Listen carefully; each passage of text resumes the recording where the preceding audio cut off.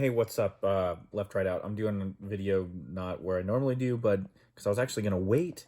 I wanted things to shake out in the market, but we're going to do it right now because we had Fed Chairman Powell testify today, and it was interesting because what we've heard from the last over a year now is this term transitory inflation, which one misdefines the word inflation, but is more, in fact, talking about a symptom of inflation. But anyway, the term transitory, Powell has said time to retire the word transitory regarding inflation. He also said the threat of persistently higher inflation has grown. Well, hello, we're living in this thing.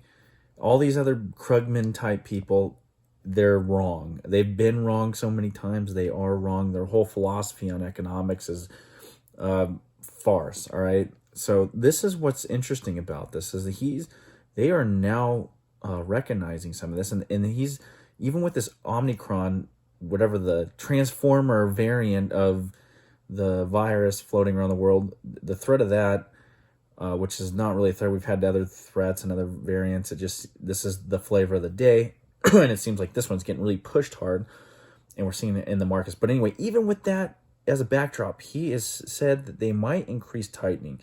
But granted, they said they were going to start tightening, was it last month, and their balance sheet's increasing. I don't know how much. It doesn't matter. It's still increasing. So they can reduce the taper. The balance sheet's still expanding.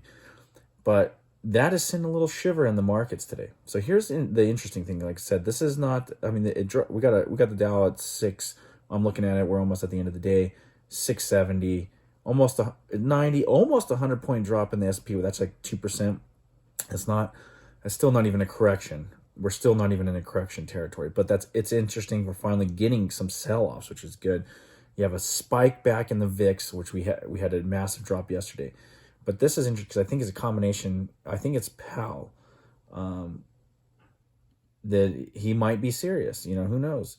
But because you see gold reacting, it's almost down over 0.5%.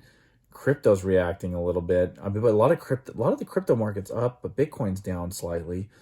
Oil's been crushed again.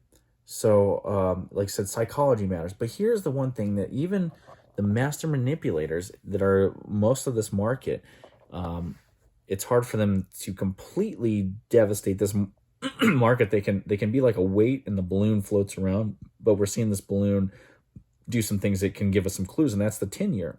Like I've said before, the 10-year has broken, man. The yield has. I mean, the prices are skyrocketing. That's usually a fear trade, right? Because everybody tries to rush into the dollar. We're now safely under 1.5. I wouldn't say safely because these are astronomical moves in interest rates, right? We're at 1.439, almost 1.44, and we've been going down. So, like I said, what was it? 1.66% not too long ago, like a week and a half, maybe. I might be wrong on that, but it was not long ago. And we're seeing these are astronomical price moves in this thing. This is a fear trade right now. Whatever is happening right now is fear. Like I said, this isn't the big collapse, because the big collapse, you'll see the bond market collapse as well. This is more of a cratering in yield as opposed to anything else. And that's also going to you're going to see, which I'm surprised you don't see as much in the NASDAQ. It's more tech savvy or more tech heavy. While it's down, it's not down as much as the S&P and the Dow, that might be playing a little bit of that role in there. But majority of this move in the bond market seems to be more of a fear trade. Like I said, when these things come to pass, when things are getting ready to blow up, you're going to see the 10-year just spike.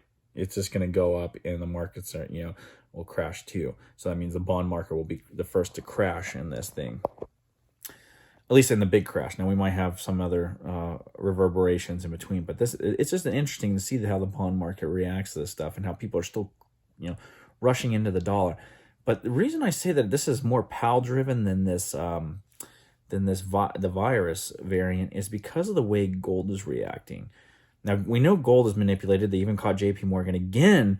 I don't know how many times they got to catch these bastards manipulating the market, but they must be making money doing it. You could sell as many contracts as you want. They can talk, books and whatnot, and they get caught. They pay a little fine and whatever. But here, so you got gold down, like I said, over 0.5%, almost 0.75%, or let's call it 0.6.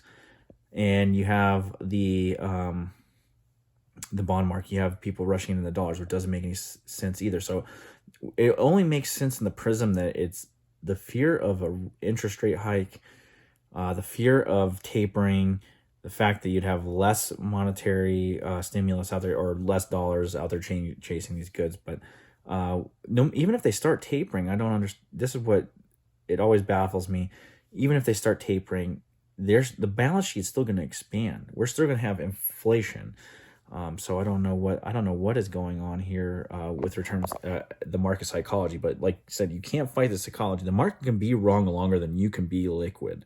Let's just put it that way. So it's better to be on the side, I guess the group side, and then hedge yourself against them. So when that does turn, when that psychology, because it can turn on a dime, and bam, you want to be ready for the opposite move. But anyway, like I play a lot of the VIX, and the VIX has just been spiking well today, so that's good for me, because that's how I hedge any other investments. But on the gold side of things, it's not too good. But gold stocks anyway. But gold as itself, like I said, you don't look at that as an investment. That is a store of value. That's where you put stuff that you want to be maintain its value over generations, and just as a safety net. You don't want to look at it as like some kind of yielding investment. All right, we tend to look at gold wrong, and people look at it wrong, and have a really perverse view of it, gold and silver. But anyway, let's look at real quick. Let's go over some of the other stuff that is going on. So you got Ghislaine Maxwell trial, and it's interesting because they're trying to tie Trump now to Epstein, which if you actually heard the testimony of the pilot, yeah, he was on there, but it was in the 90s, and it wasn't going to Epstein Island. And, we all know that Epstein and Trump had a falling out in the 2000s over some pedophilic deal that he was picking up on one of his Trump's workers, and squashed that. But here's the thing. So, what was it? I just lost my train of thought. Even if Trump didn't go to Epstein Island, so we know that. But even if, Trump was on there somehow, he probably, Epstein was with the, if you ever read the book, what is it called again? Double Cross. So these are mafia tactics. So Epstein was running this kind of thing. It was like not a bribery campaign, but it's wherever you can get stuff on people in order to blackmail them. So, we know that they had, camera equipment on this jet. We know that they had it on Epstein Island. So if you get as many powerful people you can on these things, and you try to get them in the compromising situations, and and sometimes you might get somebody on there and they don't do anything, and they come and go, and then you just stop associating with them because it doesn't see they're choir boys or whatever, or for lack of a better term. But guys like Clinton, that's easy. You get him, he'll diddle anything, and then now he's you got something on him for future. That's what the mafia is. They are the ones that champion that tactic. If I read the book Double Cross, they're the ones that taught the Central Intelligence Agencies really how to utilize that tactic. And some of the other like Mossad and all them use that all the time, and it's from guys like Sam Giancana and whatnot that had files on all these political figures, and they'd put them in these situations with they'd use women, they'd use all different other tactics, finding out what their lives are like, or if they happen to have some homosexual tendencies or cross-dressing.